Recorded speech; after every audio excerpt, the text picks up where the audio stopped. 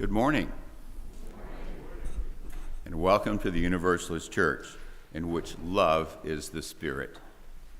We're glad you're here in the sanctuary, or anywhere in the world, especially those visiting or returning after a long time. I'm Joe Wilson, one of your representatives on our Board of Trustees. If you are a visitor, we hope you'll talk with our welcome team or visit our webpage, www.westhartforduu.org, to learn more about us. Our guest book or online contact page will help you get onto our electronic mailing list. Our electronic communications are the best way for us to stay connected. We look forward to helping you become part of the Universalist Church. We're in the season of colds, flu, and COVID, and many more people are feeling ill right now. Masks are always welcome here. We encourage you to stay up to date with your vaccinations. If you are unvaccinated or would like a mask, our ushers have some that we're happy to share with you. After worship, we'll have fellowship and Fist Call and through Zoom. If you need help finding your way to Fist Call for our fellowship hour, any member of the church will be happy to guide you. Just look for someone wearing a Universalist Church name tag or follow the herd. We'll all end up for coffee. We are UUs. You can find the link for Zoom in your weekly news or our Breeze calendar. If you aren't getting the weekly news, please sign up for it on our website. And now, I invite you to take a moment to turn off your mobile phones or make them silent, turn off your email, put away those keyboards, and settle in for worship.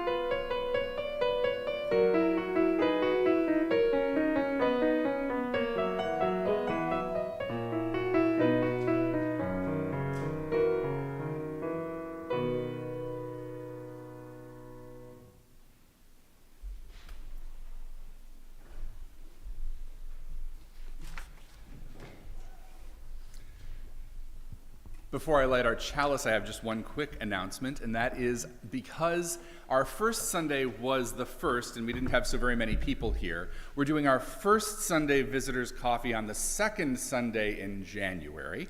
But it will be an opportunity for any of you who are new to the congregation to come meet me and a member of our welcoming team and ask any questions that you might have about who we are and what this place is like. And then after that, we'll go back to doing it on the first Sunday of the month, each month going forward. And now we light our chalice here, and all of you at home, if you have your home chalices together.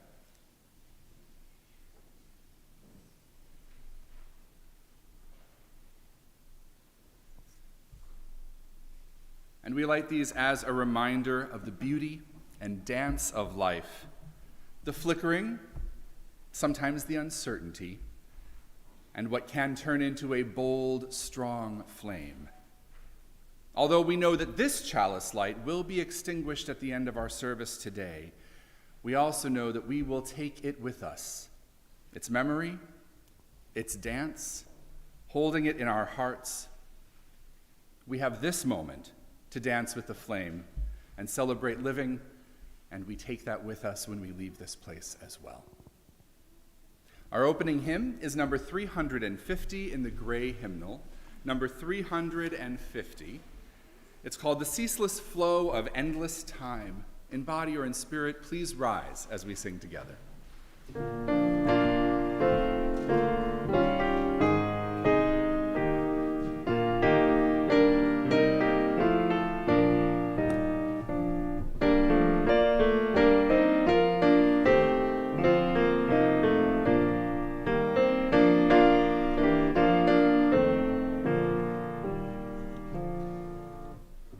Ceaseless love, endless time, no one can check or stay. We'll view the past with no regret, nor future with dismay. The present slips into the past, a dream like melts away.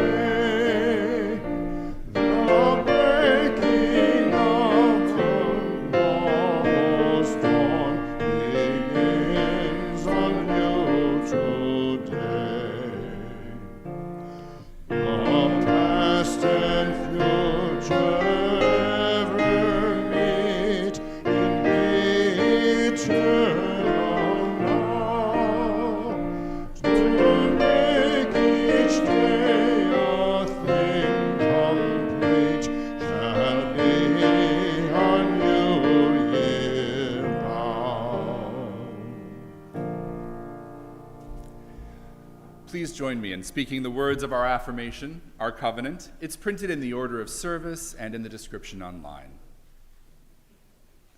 Love is the spirit of this church, and service is its law. This is our great covenant, to dwell together in peace, to seek the truth in love, and to help one another. Please be seated.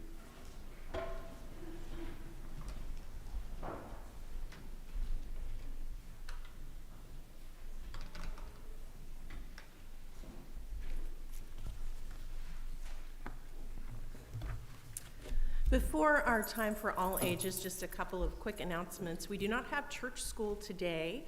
We are engaged in volunteer orientation for that program through this Saturday. We had our first orientation yesterday. It went very well. I was so pleased. We had a wonderful time and we learned a lot.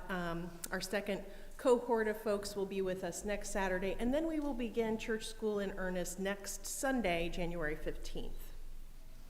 But today, parents have some options if you'd like to accompany your child up in the family library on the second floor. Also, the nursery is open for ages 0 through 3 years.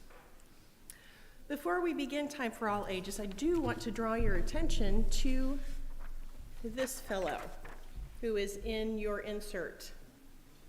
So please take a moment and find this fellow before we begin.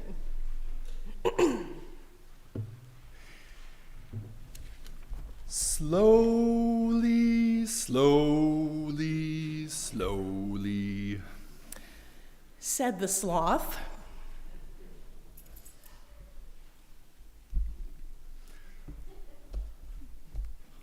Slowly, slowly, slowly, a sloth crawled along a branch of a tree. slowly, slowly,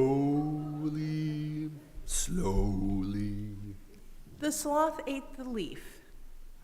Slowly, slowly, slowly, the sloth fell asleep. Slowly, slowly, slowly, the sloth woke up. All day long, the sloth hung upside down in the tree.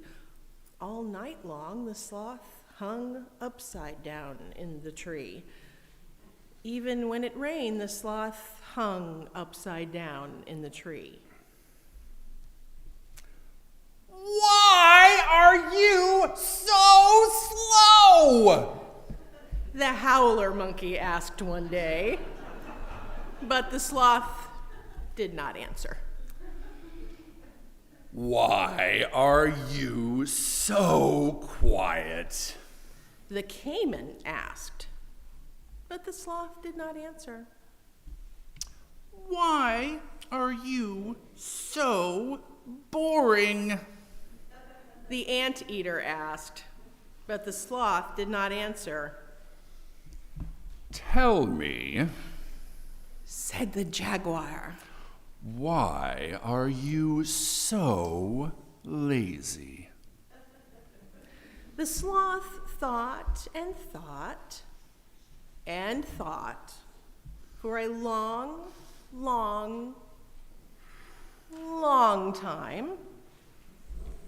Finally, the sloth replied, It is true that I am slow, quiet, and boring. I am lackadaisical, I dawdle, and I dilly-dally. I am relaxed and tranquil, and I like to live in peace. But I am not lazy. Sorry, the sloth yawned and said, That's just how I am. I like to do things slowly, slowly, slowly. And that is the end of this story. We will take a moment to sing our children and their parents out. If they wish, there is no need to leave the sanctuary if you would like to stay. But we're going to sing the song anyway because it's good practice. We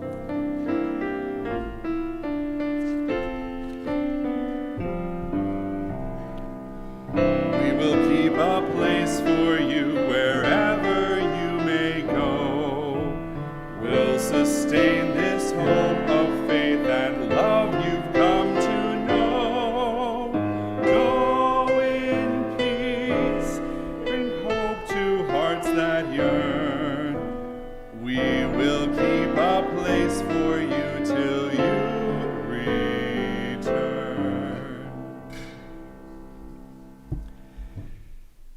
The voluntary offering, the sharing of our resources for our shared work as a religious community, is a spiritual practice for us.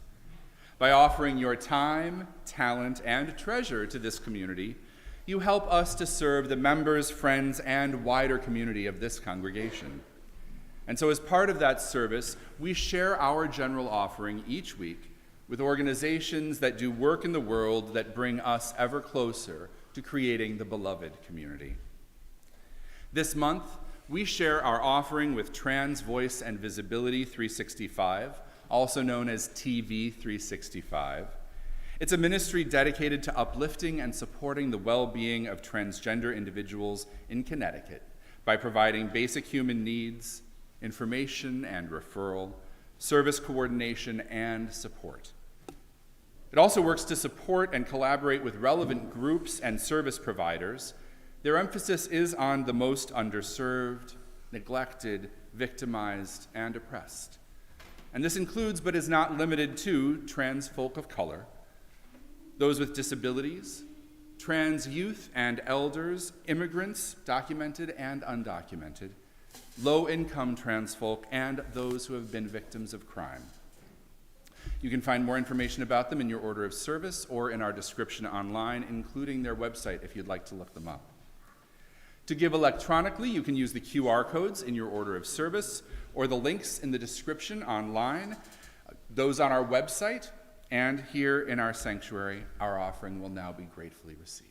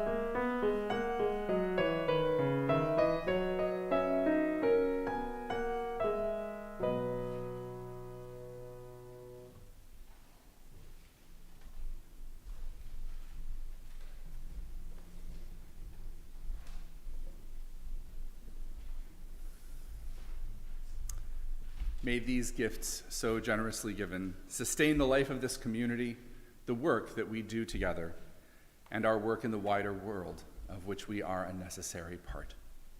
Thank you. Thank you. Please rise, in body or in spirit, as we speak our congregational reading. It's number 610 in the back of the gray hymnal, number 610, called The Journey of Love. I'll read the words in Roman type, and together we'll read the words in italics.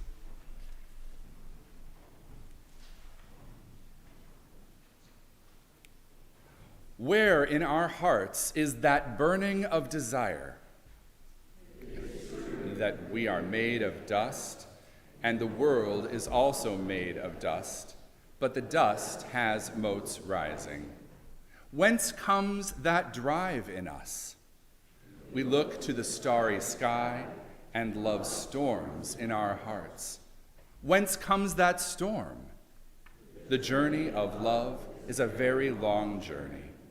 But sometimes, with a sigh, you can cross that vast desert. Search again without losing hope. You may find sometime a treasure on your way.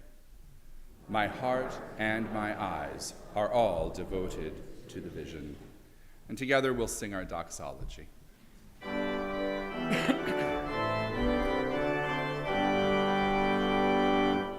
Praise God for love we all may share.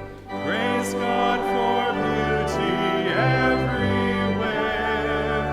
Praise God for hope of good to be.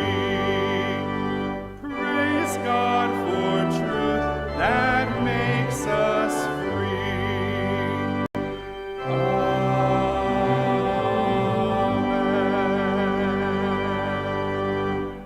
Please be seated. I don't have anything specific to share with you on behalf of our congregation this morning, but I do know that there are some folks who are still recovering from surgeries or illnesses, people who are celebrating joyful events, wonderful trips to see friends. So let us, in this moment, hold our entire congregation with love in our hearts and our thoughts. It has been a bit since we've used the Lord's Prayer in our service. For those of you who don't know, this congregation spoke the Lord's Prayer every Sunday up until about 8 or 9 years ago. But as the congregation changed, so did its practices. And so today, I'm going to share with you a reimagined version of this prayer. It's adapted from the words of Lala Winkley. Those are in the back of our the back of our hymnal, I should say. But we speak this remembering that this prayer began with a Jewish teacher teaching his followers how to look to God for everyday help. And the words you're going to hear today are not the same as the words most of us have heard before, or even the words that some of us love dearly and some of us have a difficult time hearing altogether. But they express the same sorts of hopes and needs as humans have had throughout history. So may these words remind us that the large and small challenges of every day are worthy of our awareness, are appropriate for us to look for help and understanding, not only to the divine, but to one another as well. Please join me in prayer. Spirit of life, Spirit of love, goodness that is within and among and beyond us. Inspire us. Remind us. Help us to respond so that we can create the most wonderful, just, loving, sustainable existence possible upon this earth.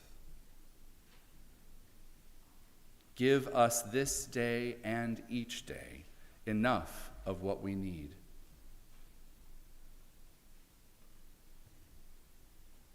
Help us make forgiveness possible when we cause harm. And help us to forgive those who cause harm, knowing that what is broken must at least try to be healed help us to resist evil, to do good. For we are part of life and love and goodness. And endowed with the power of these glorious things, may we make this world more like paradise, day after day after day. Let us take a moment together in stillness for the prayers of our hearts.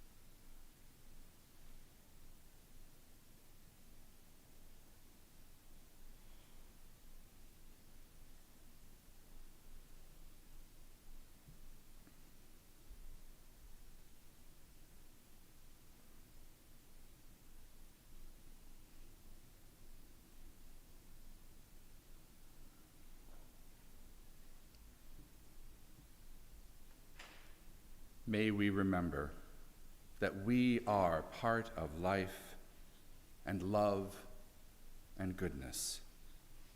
And endowed with the power of these glorious and wonderful things, may we make this world more like paradise, day after day after day.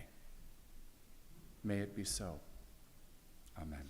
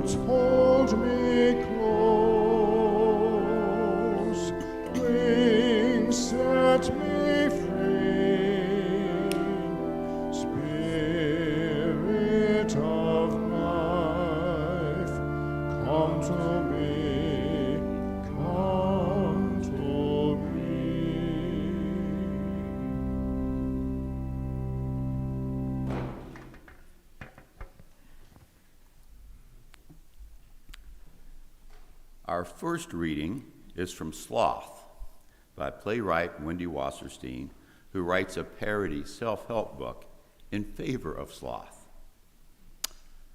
I promise you, the sloth approach is the most successful life maintenance program. So many of us waste our time being angry at our bosses, our families, our president, our God. The sloth plan, on the other hand, helps us to accept that there is no real hope for change. Power is in the hands of an elite, entitled few, and there's no reason to waste our lives howling in the wilderness. In other words, we can become insane wolves or very happy, sleepy sheep. Sure, someone else is richer, thinner, given a lot more chances because of who they know. But the hell with them. No matter how hard you try, it will never be an even playing field. I say, pin that sloth button on your chest and proudly go to bed instead. Forget about all the shoulds in your life. I should work harder. I should believe in God. I should make more money. I should be more romantically satisfied. I should fit into a size 4, whatever that is. I should have 4 children at Yale. The sloth plan says, have the courage to look should in the face and say, go to hell. I'm not getting up for you. And the energy you'll save by lying around and not fulfilling anyone's expectations, even your own, will make you feel years younger. Everyone who is converted to the sloth plan is re-energized because for the first times in their life, they have the confidence to really rest. Our second reading is from Glittering Vices by Rebecca Condike DeYoung. I should confess that when I started studying sloth, I was fairly confident that that would be the one vice about which I would never have to worry. If anything, I reasoned, I'm too busy, hard working to the point of a fault, and sometimes of a perfectionist besides. Carelessness, apathy, laziness, and lack of effort were definitely not going to be my problem. Well, my fragile bubble of self-righteousness quickly burst, however, when I read a little book that argued that busyness and workaholism were not virtues, but rather sloth's classic symptoms. According to its author, quote, not only can sloth and ordinary diligence exist very well together, it is even true that the senselessly exaggerated workaholism of our age is directly traceable to sloth. It turned out that the apathetic inertia of the lazy person and the perpetual motion of the busy person could both reveal a heart afflicted by this vice, according to the traditional conception. How could this be?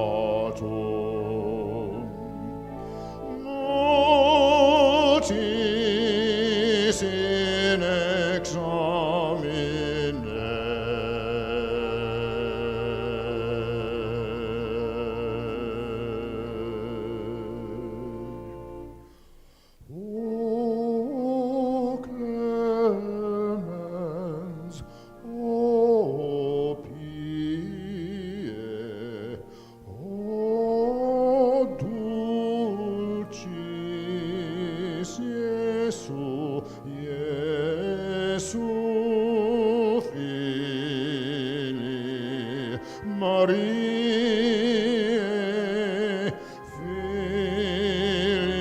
Fille Marie,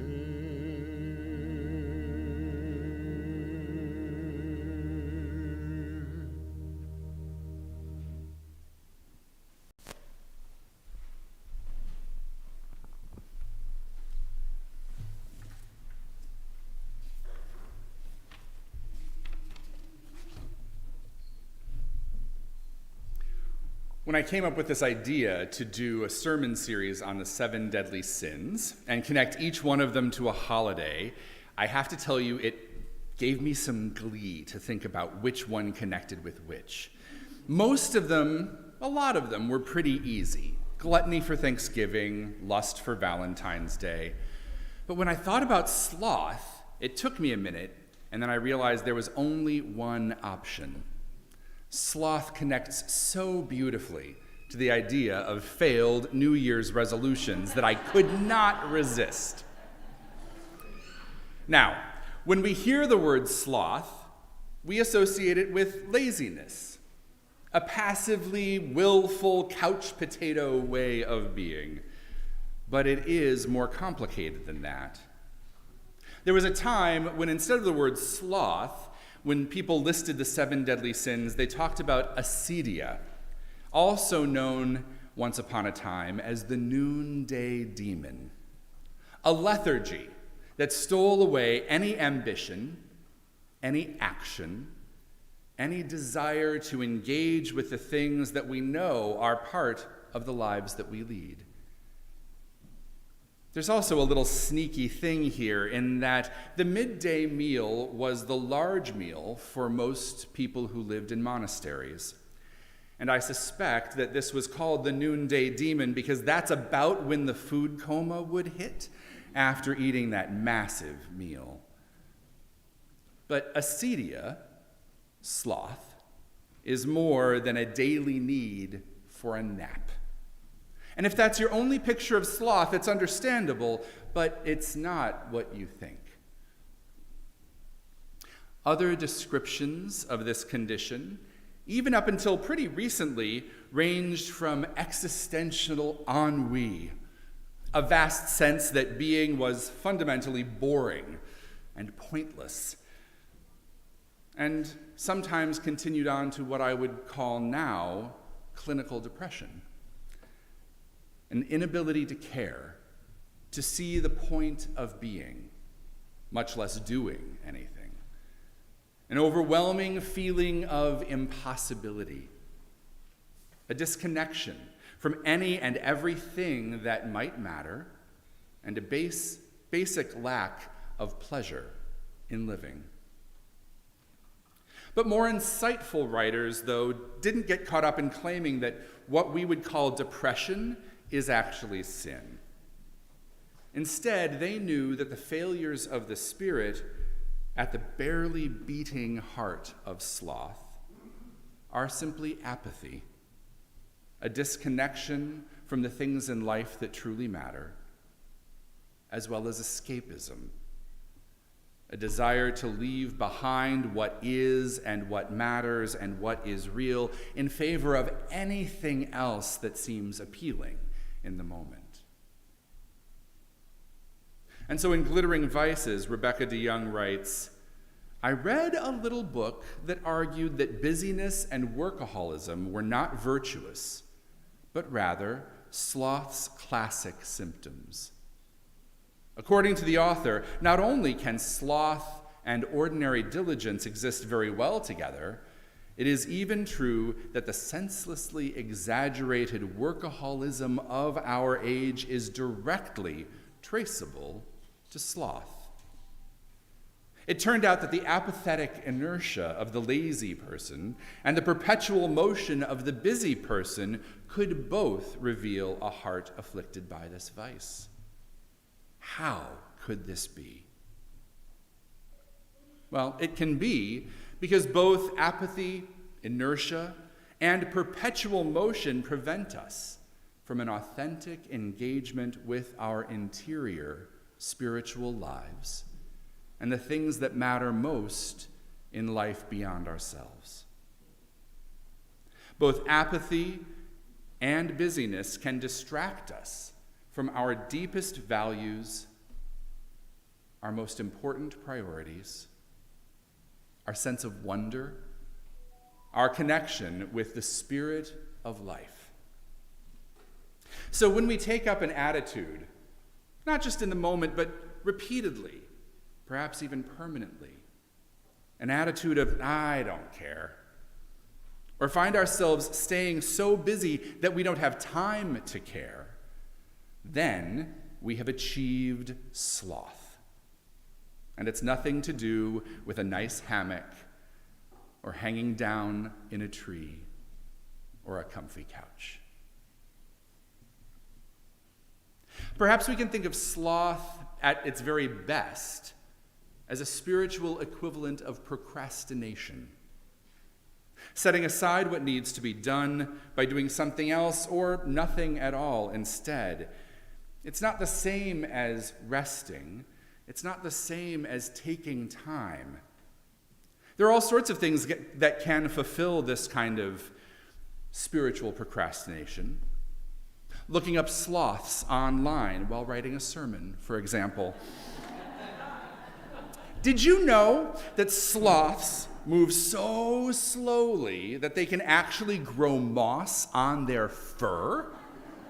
If you see pictures of them and they're green, it's because moss is starting to grow on them. And there are many, many, many hours worth of YouTube videos of baby sloths. They are incredibly cute. Joan Chittister, a writer on spirituality and contemplative practice, says in her book, Illuminated Life, the easy thing is to run away from life. Anyone can do it, and everyone at one time or another wants to. Work becomes useless, even destructive if its purpose goes awry. Escapism can be overwork or wasting time, and the destructive side of work and overwork shows up when it draws us away from our relationships, our aspirations, our values, our integrity. I suspect that the Puritans would be appalled to know that the work ethic named for them has in fact given people an excuse for stepping away from seeking meaning, finding God, or attempting to bring paradise back to earth. I don't actually want a show of hands for this right now, but I do want you to think for a moment. Have you ever kept yourself busy rather than deal with something that you know is important? Something calling at you? Something that would challenge or perhaps even benefit you, but would take, frankly, more effort than you felt like putting in? Have you ever stayed longer at work in order to avoid going home? Have you invented or glommed onto a crisis somewhere in order to avoid work or extended family or religious community? Have you ever been too busy to attend to the needs of another or act on your deepest beliefs? I certainly have. But not all busyness is the result of sloth.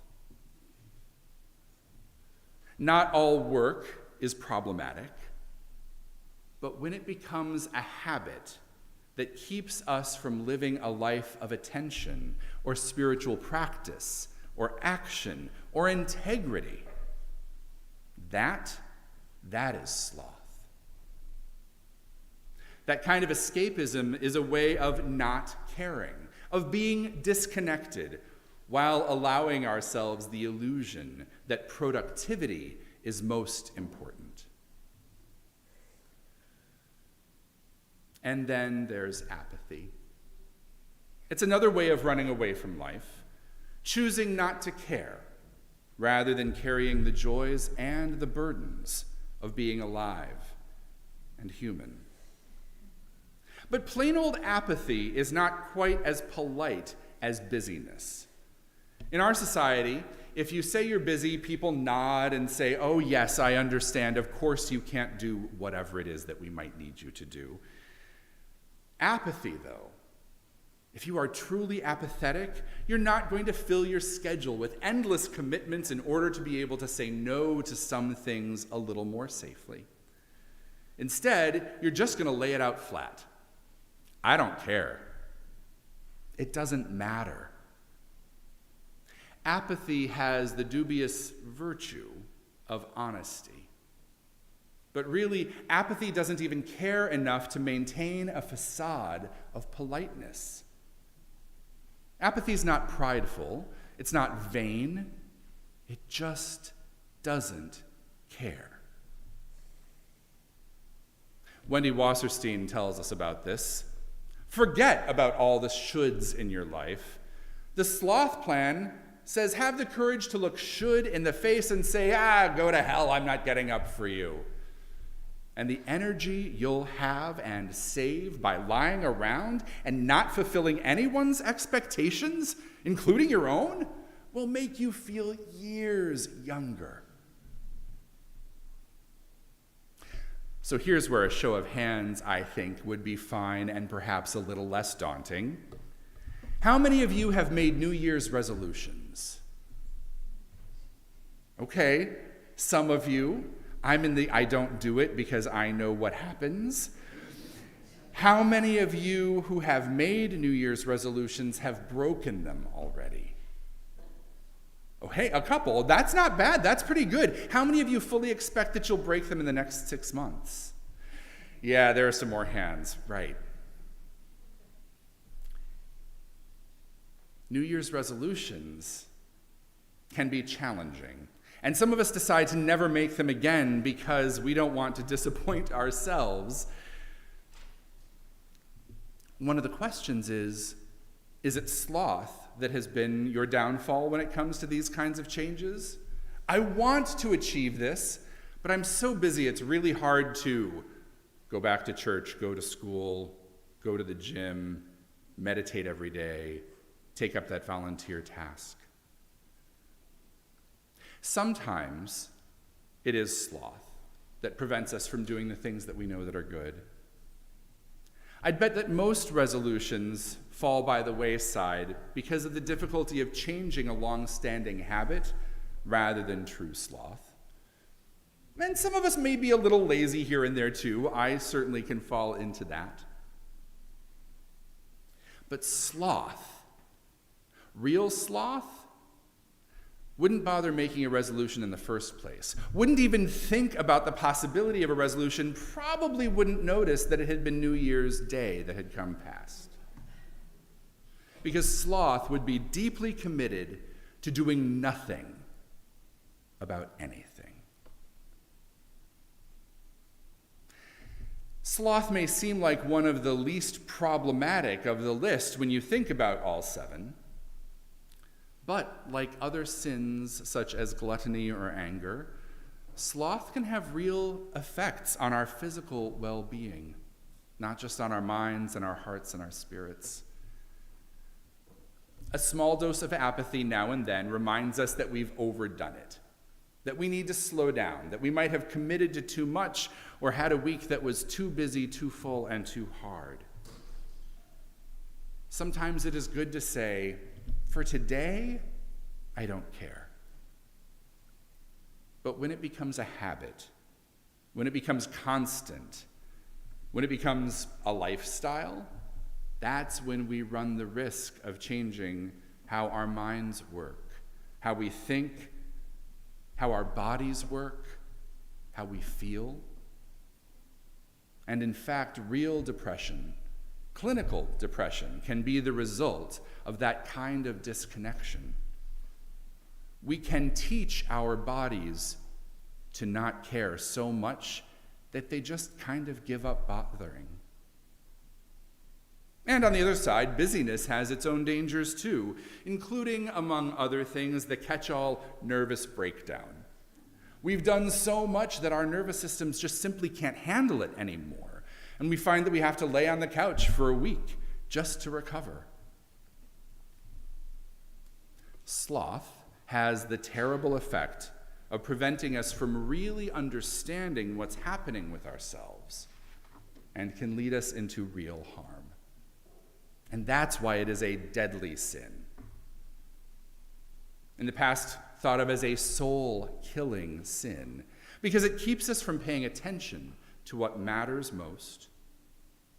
It encourages us to disregard the needs of our spiritual lives, to abandon our principles and our values. Sloth lets us escape from the deepest callings of the sacred and the profound, letting us just skip like flat stones across water rather than ever sinking into it and finding stillness.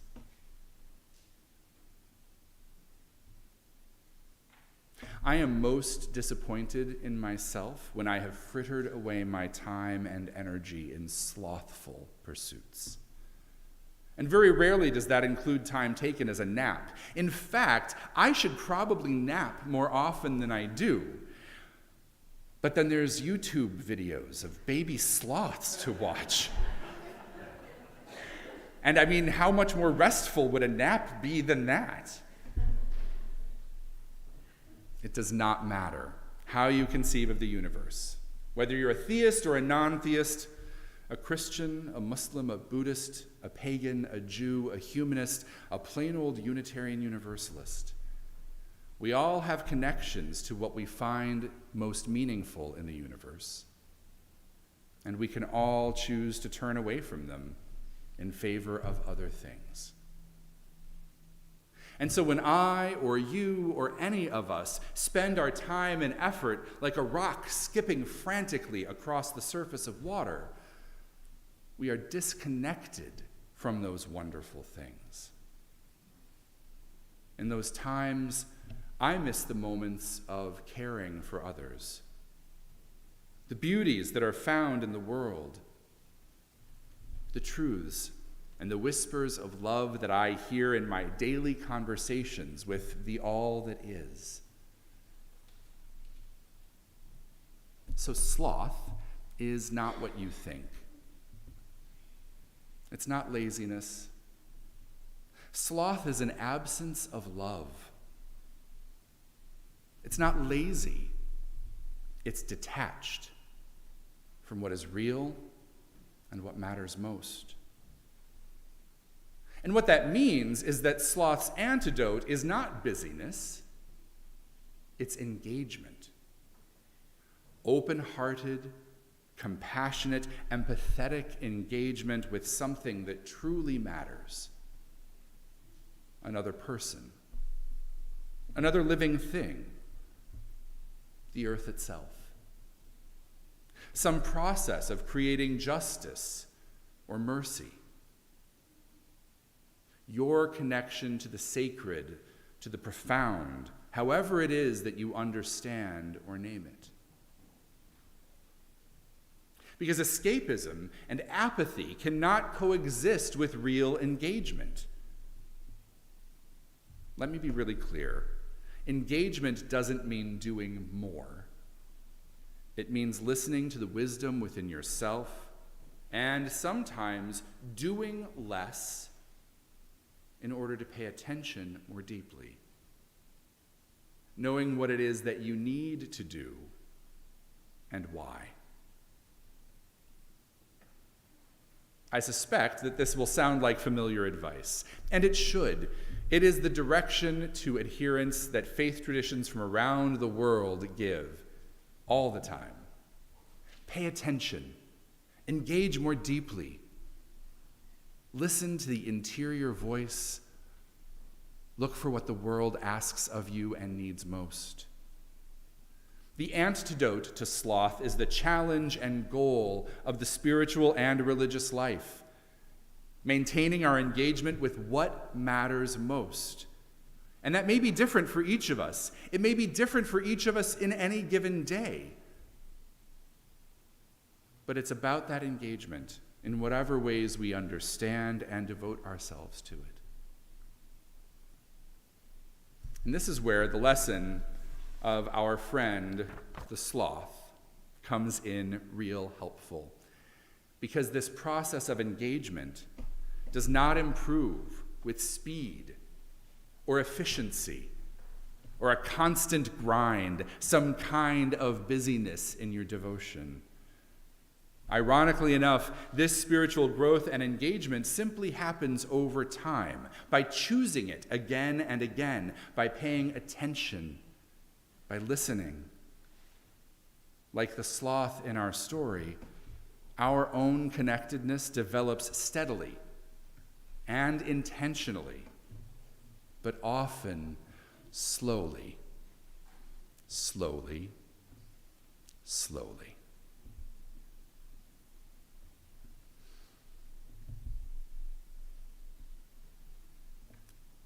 Our closing hymn is number 6 in the gray hymnal, Just as Long as I Have Breath. In body or in spirit, please rise as we sing together.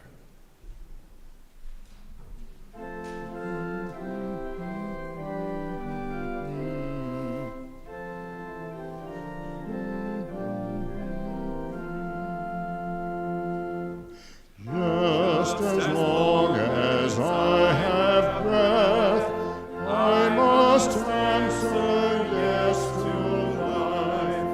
Though with me I made my way, still with hope I meet each day. If they ask what I did well, tell them I said yes to life. Just as long as vision lasts, I must answer yes to truth. In my dream and in my dark, always that elusive spark. If they ask what I did well, tell them I said yes to truth. Just as long as my heart beats, I must answer yes to love. Disappointment pierced me through, still I kept on loving you. If they ask what I did best, tell them I said yes to love.